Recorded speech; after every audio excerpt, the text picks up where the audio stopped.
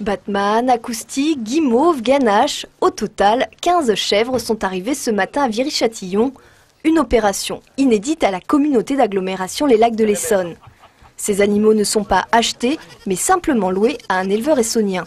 Boucs et chevreaux vont rester sur ce terrain de 2 hectares, à manger, graminées et pissenlits jusqu'à fin octobre, dans un but précis.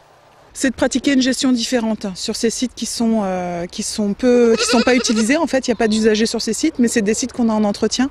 Ça évite 3 à 4 tontes traditionnelles par l'unité écologique qui entretient le site habituellement.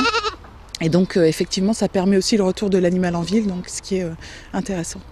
Depuis 20 ans, Alain, éleveur à Fontenay-les-Bris, met en location ses 80 animaux, moutons, vaches et chèvres.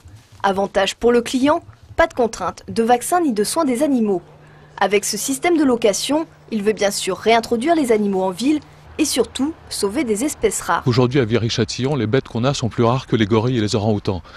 Puisque vous en avez, je vous dis, la population mondiale de cette race est de 785. Donc on participe à la préservation des races en voie de disparition.